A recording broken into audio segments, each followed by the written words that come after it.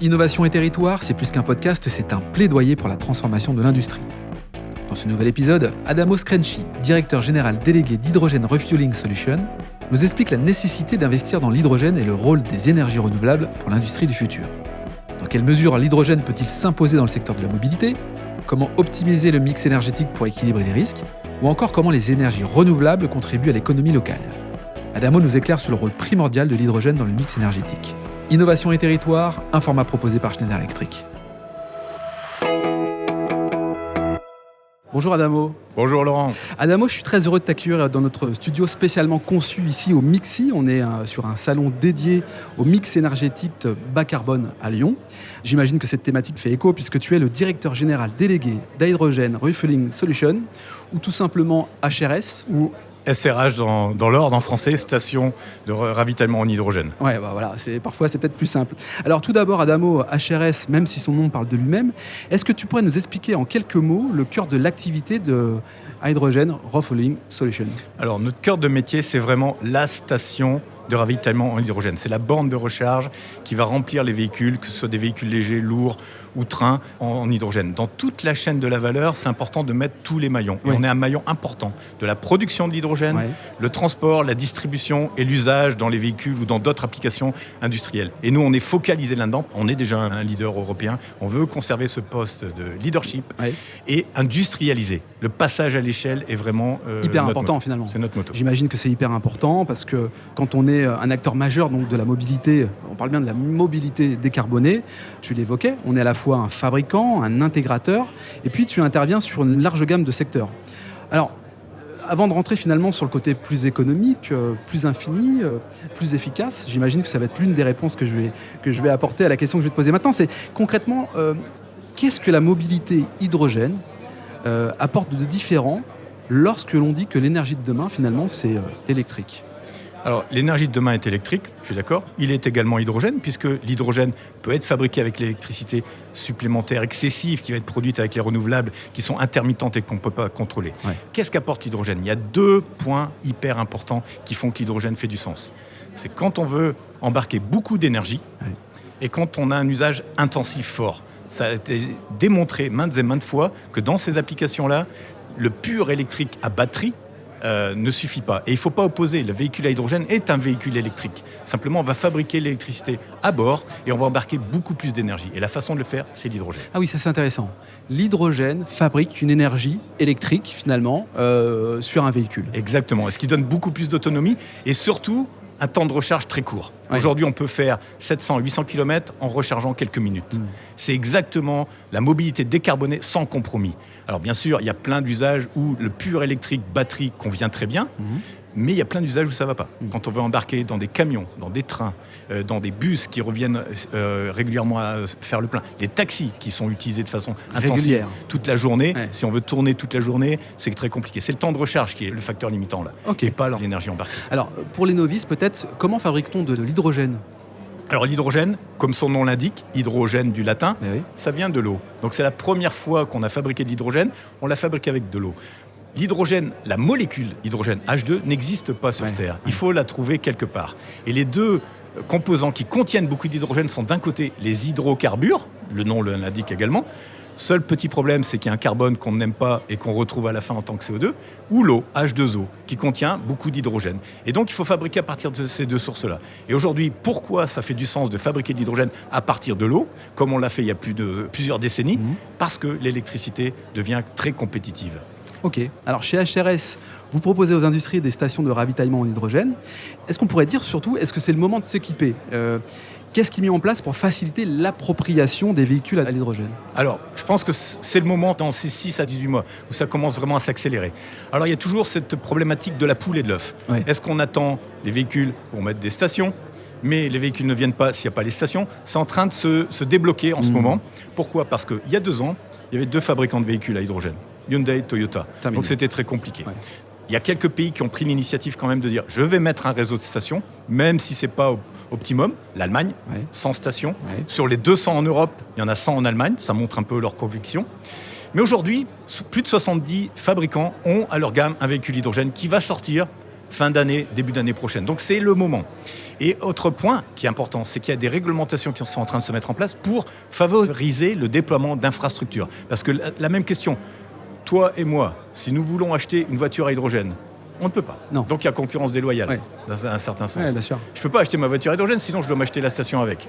Et ça ne peut pas fonctionner. Donc il faut débloquer ça. L'œuf ou la poule, c'est un et peu le donc principe. il y a une réglementation qui est en train d'être discutée au niveau européen qui s'appelle l'AFIR, l'Alternative Fuel Infrastructure Regulation, qui forcerait les États membres à mettre un minimum de stations sur leur territoire de façon à permettre le déploiement de l'hydrogène et que chacun trouve sa place. Merci Adamo pour ces précisions, c'est très clair et c'est super intéressant de comprendre la filière hydrogène. Alors on est ici au MIXI qui est un lieu incontournable, un salon incontournable du bas carbone à Lyon. On est sur l'environnement Schneider Electric. C'est quoi les liens avec HRS et Schneider Electric ? Alors il y a plusieurs niveaux de liens. La première chose, c'est que c'est un fournisseur. Dans une station hydrogène qu'on fabrique, on a à peu près 10% de la valeur qui sont des composants électriques ou du câblage. Et on utilise au maximum les fournisseurs locaux, en étant les cercles de cette façon. Au-delà de ça, on a une émulation ensemble. On travaille ensemble sur les nouveaux projets. On est souvent associé au développement de nouvelles technologies, les 1000 solutions de Solar Impulse Foundation, avec Bertrand Piccard, avec qui d'ailleurs on a battu le record de conduite sur glace avec voiture à hydrogène à Val Thorens. Donc voilà, c'est des exemples de... concret.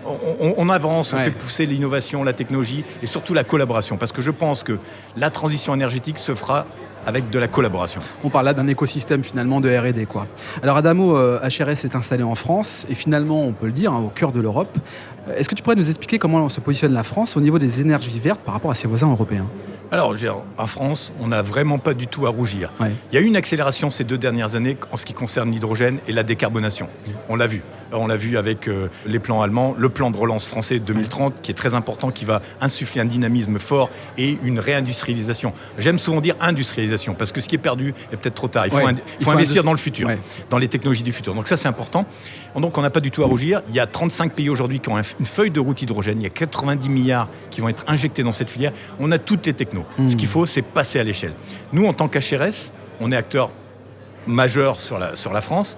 On vient d'ouvrir un bureau en Espagne et en Italie. Et on va aller en Allemagne. Bien sûr, il faut se positionner sur ces pays limitrophes autour de nous. Alors justement, c'est parfait ce que tu dis là, parce que toi qui es un véritable acteur de la décarbonation au niveau national et européen, quelle place prend finalement l'innovation au sein de ces usines ? On pourrait parler d'innovation de mobilité ? Enfin, comment on peut imaginer l'innovation grâce à l'hydrogène ? Alors encore une fois, là aussi, l'hydrogène va se retrouver sur toutes les places de la chaîne de valeur. La production, beaucoup d'innovation, industrialisée, produire des électrolyseurs en grande échelle. On parle de gigafactory en France et on est très bien positionné. Innovation dans les usages. La mobilité de demain sera probablement très différente de celle qu'on a l'habitude de voir aujourd'hui. Donc, innovation sur les chaînes de production aussi de notre côté. Automatisation au maximum. Production avec de l'énergie solaire sur nos bâtiments, des bâtiments zéro émission. Tous ces briques sont là. Mais je dis souvent l'innovation, il ne faut pas prendre ça comme quelque chose qui s'arrête un jour. Ça ne s'arrête jamais. L'innovation ne doit jamais s'arrêter. C'est perpétuel. On remet en cause, on améliore, on optimise. Et c'est ça l'innovation pour moi. Alors, en ce moment, on le voit bien, c'est partout dans l'actualité, la guerre fait rage en Ukraine. On observe ici et là un contre-coup qui se traduit par une hausse hyper importante des prix des carburants et du pétrole. Quel impact ces événements ont sur l'activité et comment les énergies décarbonées finalement tirent leur épingle du jeu ? Et hausse du gaz, beaucoup plus important, x6 quasiment le prix. On ne se rend pas compte. En fait, ça nous met la réalité en face. Là, aujourd'hui, on se dit, on était dans un système équilibré qui fonctionnait depuis des années. On se rend compte que, premièrement, le climat, le Covid a accéléré. Et cette guerre, malheureusement, il ne faut pas se réjouir de ce qui se passe, mais ça nous fait prendre conscience de ce qui se passe. Il faut avoir un mix énergétique le plus vaste possible. Ne pas opposer les technologies, pas faire des choix uniques dans telle ou telle direction. Un mix sera l'optimum, qui équilibrera les risques, en fait, comme dans tout portefeuille.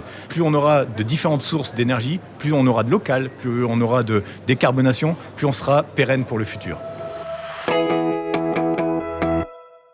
Merci Adamo, c'est là encore très clair. Ce qu'on peut retenir finalement, c'est le mix énergétique tel que tu l'exprimes pour équilibrer en fait sa consommation en fonction des usages. On parle bien là aussi des cas d'usage.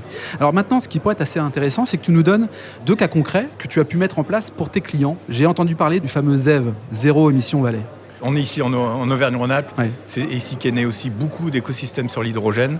Beaucoup de sociétés sont parties de cette zone. Zero Emission Valley, c'est un projet unique, emblématique et vraiment pionnier dans mettre ensemble tout un écosystème. 20 stations, plus de 1000 véhicules, avec une volonté politique également de supporter ça. Donc on y est associé, on fournit des stations et c'est très bien. Mais j'ajouterai d'autres exemples qui viennent s'ajouter à cela, c'est les partenariats. Ouais. C'est très important, on est au tout début d'une histoire. Bien sûr, il faut y aller maintenant, mais on est au tout début. On peut citer Hafner Energy, avec qui on travaille, qui vont produire de l'hydrogène décarboné d'une autre façon, avec de la biomasse locale. On peut citer Burkhardt en Suisse, qui fabrique des compresseurs et avec qui on va développer les compresseurs de demain, parce que c'est important aussi d'améliorer et d'innover dans ce sens. On peut citer les taxis Hype de Paris, avec qui on travaille pour bâtir des flottes captives et décarboner la mobilité sur Paris. Voilà un ensemble d'exemples de partenariats sur toute la chaîne de valeur pour développer et décarboner notre mobilité. Là encore, on parle d'écosystèmes indispensables, en tout cas pour pousser cette énergie verte. On est complètement d'accord. Les écosystèmes sont importants, il faut travailler ensemble. Le marché est en train de se créer et c'est la collaboration, moi je parle toujours de collaboration, qui sera vainqueur. Bon, alors pour finir, 2-3 conseils à nous donner, à donner aux entreprises qui veulent se décarboner, se transformer par la voie de l'hydrogène. Comment faut-il s'y prendre et quels seraient ces 2 conseils ? Le premier, c'est de vraiment analyser les usages. C'est important. Il faut toujours garder en tête les 2 valeurs fortes de l'hydrogène.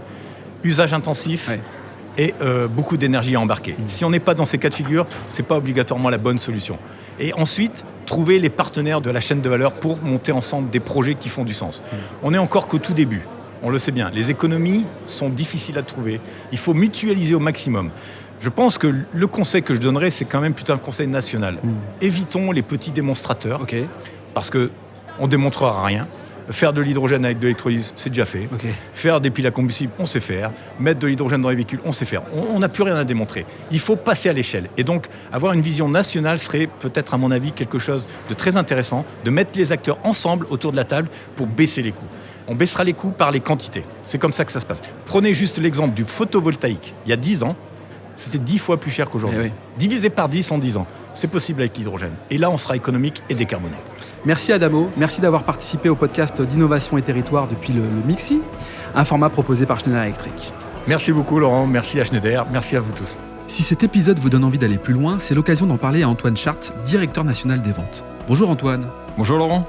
Antoine, peux-tu nous dire comment passer de l'idée aux actes lorsque l'on veut se transformer ? Laurent, c'est très simple. Les sujets de transformation digitale, de décarbonation et d'électrification sont au cœur de la stratégie Schneider Electric. Et comme on a pu l'entendre dans ce podcast, l'ambition de Schneider Electric est d'accompagner les entreprises du territoire sur ces enjeux de transformation. Pour entrer en contact avec nous, rien de plus simple, le site internet www.se.com ou mon profil LinkedIn où je me ferai un plaisir de vous répondre. C'est très simple. Merci Antoine. Merci Laurent.